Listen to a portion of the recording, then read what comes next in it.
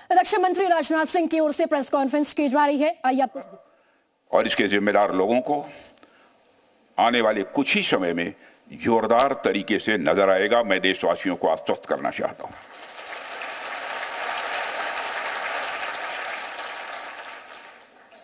साथियों, आज आप लोगों ने जो आयोजन किया है उसमें सबसे पहले मैं marshal of the Indian force Arjan Singh ji की स्मृति को नमन करता हूं और उनको अपनी हार्दिक श्रद्धांजलि अर्पित करता हूं। मुझे यह जानकर अच्छा लगा कि आप सभी उनकी स्मृति में यह कार्यक्रम प्रतिवर्ष करते हैं। अपनी बात प्रारंभ करने से पहले मैं भारतीय वायुसेना को उनके अदम्य साहस और पराक्रम के लिए हार्दिक बधाई देता हूं।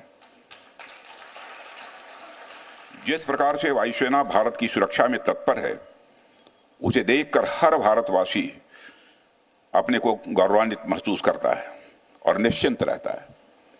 हमें इस बात का संतोष रहता है कि आपकी छाया में हमारा पूरा देश सुरक्षित है।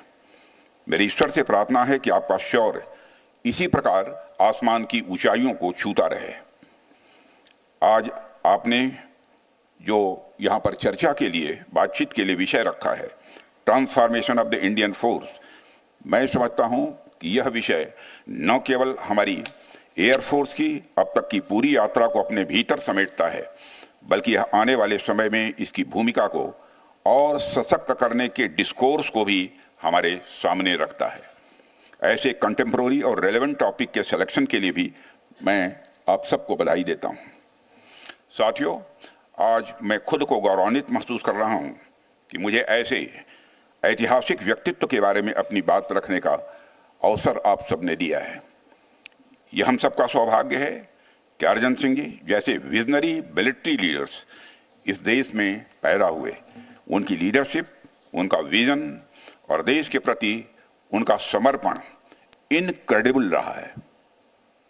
वो अपने दौर के एक विजनरी मिलिट्री लीडर तो थे ही, उनका विजन आज भी उतना ही रेलेवेंट है और आज भी वह भारतीय वायुसेना के लिए और हमारे युवाओं के लिए किसी इंस्पिरेशन से कम नहीं है। उनकी जीवनी अपने आप में इतनी मोटिवेटिंग है जो आने वाली कई पीढ़ियों तक हम सभी को इंस्पायर करती रहेगी।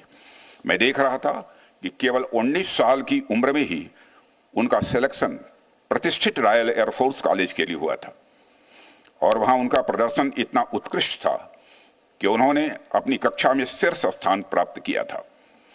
फिर उसके बाद जैसे ही सेकंड वर्ल्ड वॉर की शुरुआत हुई, उसमें उनके स्क्वाड्रन को इम्फाल भेजा गया था, जहां पर उन्होंने अराकान अभियान के दौरान असाधारण नेतृत्व का परिचय दिया।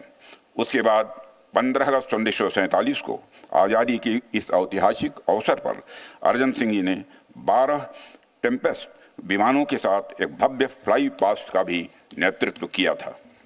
साथियों, लोगों के पास आर्म्ड फोर्सेज में आने के अलग अलग कारण हुआ करते हैं, लेकिन कुछ लोग ऐसे